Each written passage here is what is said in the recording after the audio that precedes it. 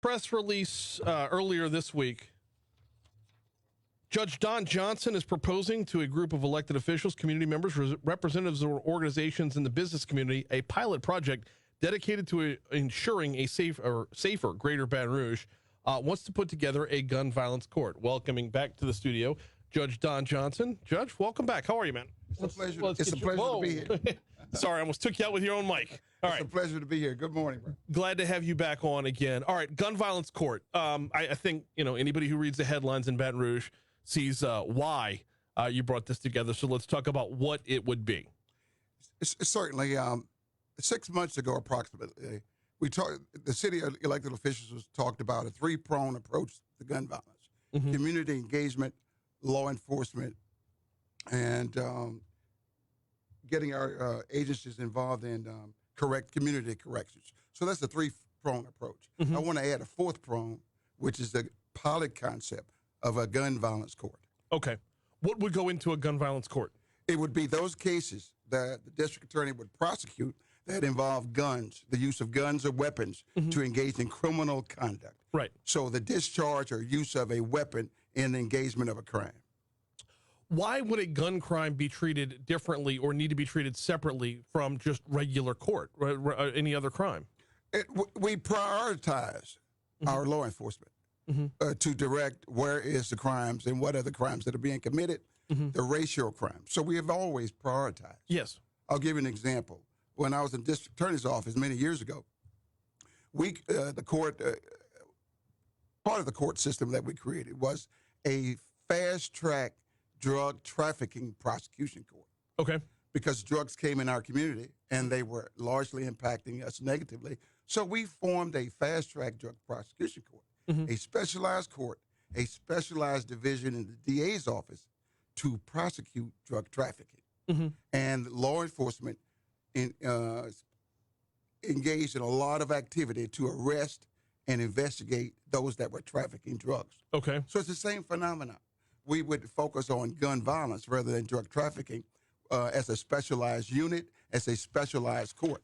The last time we had a fast-track prosecution court, I administered that court for a couple of years. It worked well because we focused on those who were trafficking drugs in our community. The users are one thing, but the prosecution should focus on those who are trafficking. We could shift the same intentional direction to focus on perpetrators of gun violence. So that's the idea, and it has to be. I think we should try it. Yeah. And because we've got to send a message that those who are engaging in robberies and shootings that we witness every day. This weekend, I'm looking at the news and I'm seeing the level of violence, and it was throughout the Thanksgiving holidays. Oh yeah, Thanksgiving night right across the river in Gross Ted. All right. So what are we going to do? We're going to sit here and just accept that, or are we going to be very focused and very intentional about arresting and determining who are the perpetrators, and then getting them into court, and either the evidence is there to convict or it's not. But let's not let these trials and the delays that are inherent in a generalized approach to crime. Okay, so this is a fast track for gun crimes. How fast are we talking about here? How quickly, what kind of turnaround will we be looking at? So what we have to do is make sure that all of the resources in order to do this concept as a pilot, we would adequately fund a section in the district attorney's office that would focus on gun violence. We would adequately fund a defense measure, which is the public defender's office, to adequately defend persons who are indigent who are arrested for gun violence. So first, we have to be very intentional about our funding, because that's going to divert us away from this type of an approach. If we could study. So how about we do this? How about we go in this legislative session and ask our legislators to consider a pilot program just for East Baton Rouge Parish? Okay. All right. We can do a pilot program. We could study the effects of that, and then we could rate the effects and see what activities or what reduction in crime violence we've engaged as a result of adding this component. So I think that if we would get us at the table and start discussing this, that we could get some decrease in the level of gun violence. I mean, if our offenders don't think that they're going to face swift and certain accountability, then there's a thought that maybe this is not real. This is not going. I'm not going to face the consequences. Well, look, how many times do we read headlines about a crime was committed while they were out on bail for another crime, and that plays a factor in the crime rate of Baton Rouge altogether. Exactly. Now, that issue has been primarily focused on in the last several months too. Releasing defendants on bail, and then they reoffend. Now, that issue is a totally separate issue, but completely. But I agree. We've got to be very focused on a program, and this is what we're doing at the 19th. We've been studying the effects of what can we do to improve violations while out on bail. Okay. All right, so let's talk about that. I'll shift and I'll come back to gun violence.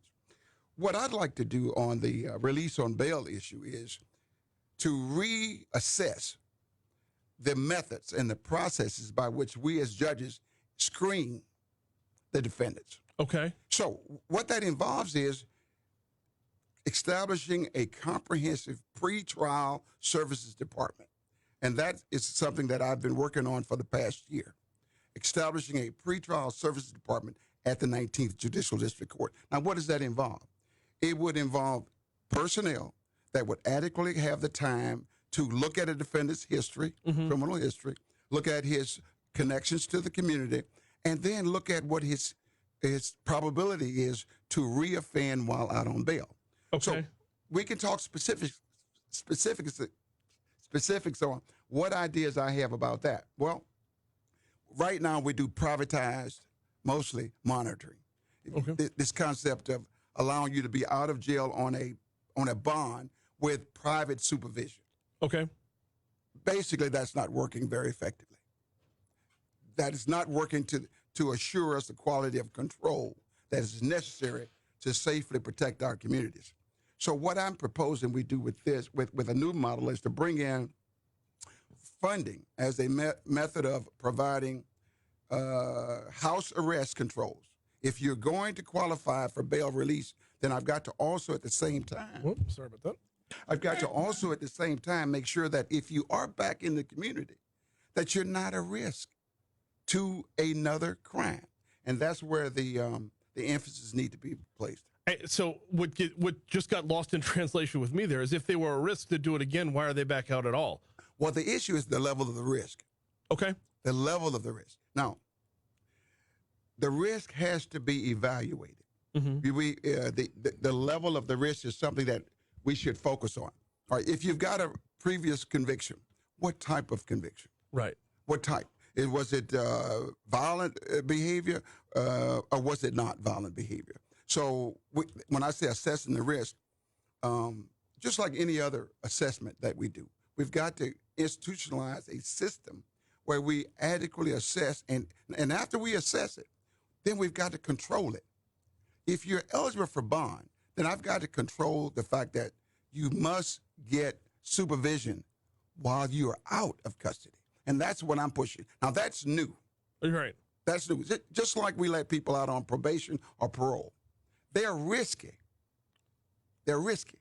However, we've evaluated that post the conviction.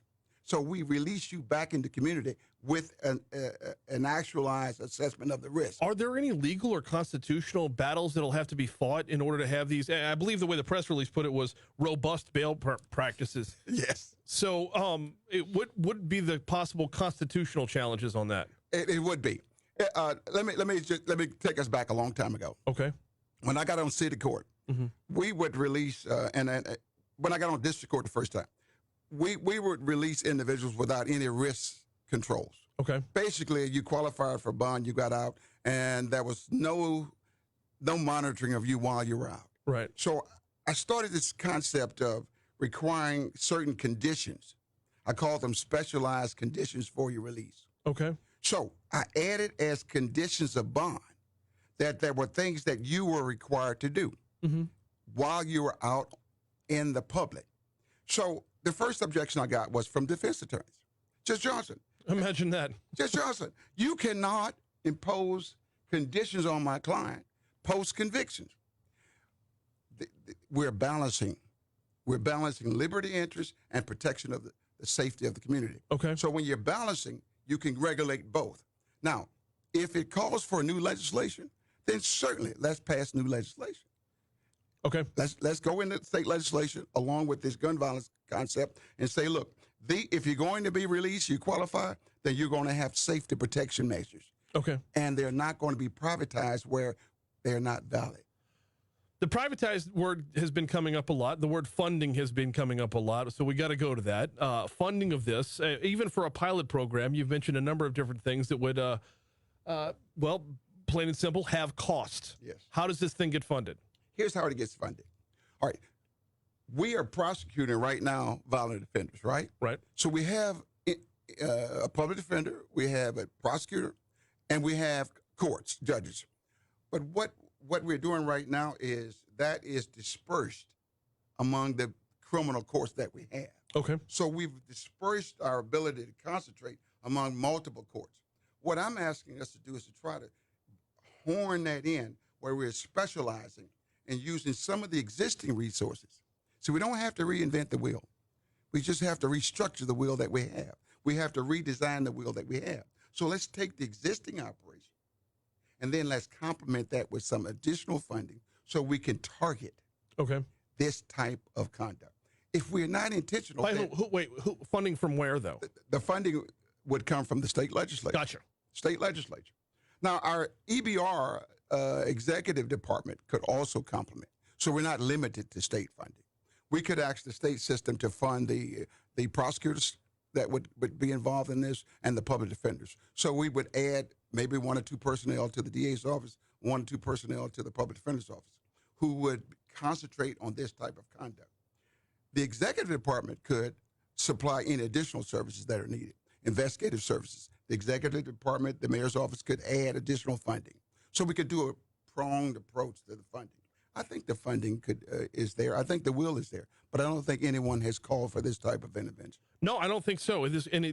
Because it's different in that you're looking to pull one group out of another, out of all the fray, to concentrate on just that. And we've seen specialty courts on the rise here in Baton Rouge. We've talked about domestic violence court. We've talked about veterans court. We've talked about, I did a story that you were involved with earlier today about the drug rehabilitation court. You and I during the break were talking about the reentry court. This feels like it would be the next logical step of the word you used twice at the beginning of this interview, intentionality. Yeah. What I'm looking at is this, Brian. I have analyzed our criminal justice system. I have read all the literature. And I believe that because our city parish has grown and has become more and more urbanized, that we've got to sit back and reflect on what type of system will address the new environment that we live in. Mm-hmm.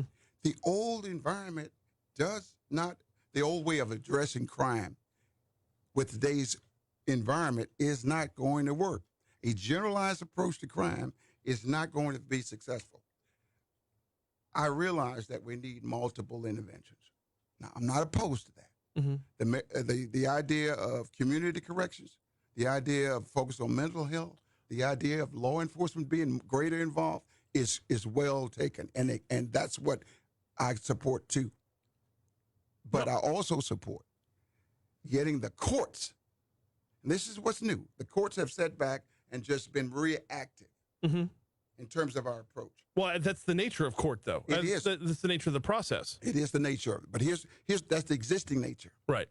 The existing nature is law enforcement is in the front, criminal courts are in the middle, and then corrections is at the end. Yeah. The last time I came here, I said, we're going to bring community corrections in front of this system. Now, in order to be successful, though, you need all of the key stakeholders dealing with the problem. And the courts should not just sit back and say, okay, I'm only going to deal with, for example, your bail. That's a court issue, right? Mm-hmm. So should I just sit back and not be intentional about supervising those that are out on bail if I'm going to release them? What are the options? The options is you're going to house, and everyone's going to sit in jail until the court date. Now that involves substantial delays. That involves inequities in a generalized approach. And that's why I'm saying you can't treat everybody the same way because you're entitled to your individual adjudication on the merits of your case. So each defendant who's arrested has to be screened individually, and the public must be protected against that one individual. So that's why I'm calling for that type of. All right, I think you've introduced more questions than answers at this point. Okay. I think we're going to have a second conversation on this one because I've still got so much more, but we're just straight up out of time. I'm fascinated by the idea.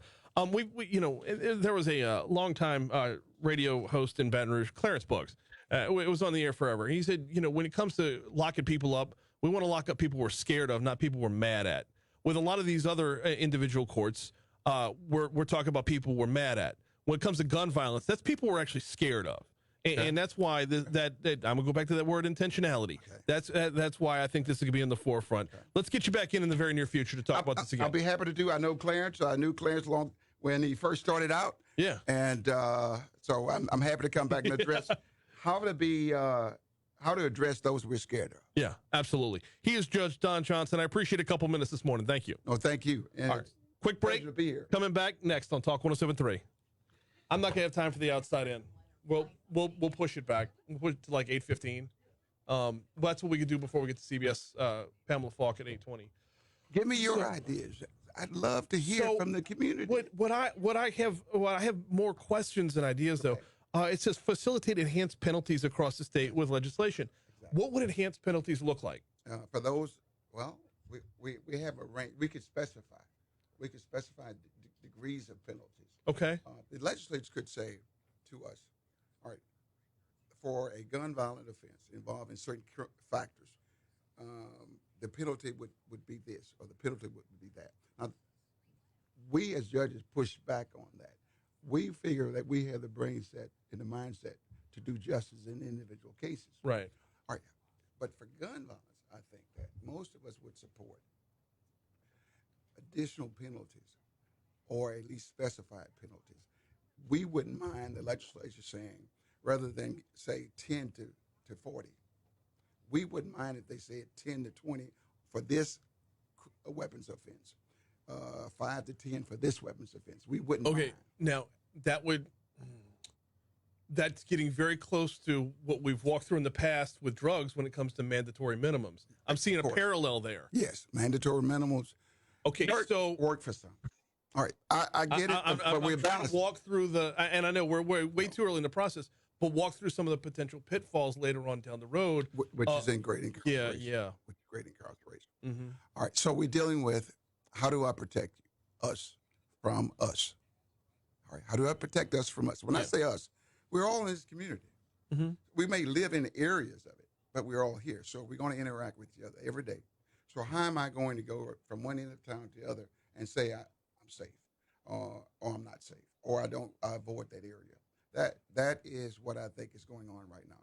We are sectionalizing ourselves off and say, you don't go on this street, you don't go in the neighborhood, something's going to happen to you. Should we exist in that vernacular? No, absolutely not. So what I'm saying is, if gun violence is being perpetrated in 70802, that has to be targeted. Mm-hmm. Right. So we're going to, right? We're targeting. No. Yeah. Because that's where the crime is. Yeah. Right. If that's where the crime is, you go where the crime is. You prioritize. Right. It's the same kind of approach with gun violence. We're going to prioritize where the conduct is happening. And you look at the geographics and look where the weapons offenses are taking place. I, as a criminal justice professor, I say, that's what I tell my students, design me a model that intentionally focuses on the conduct.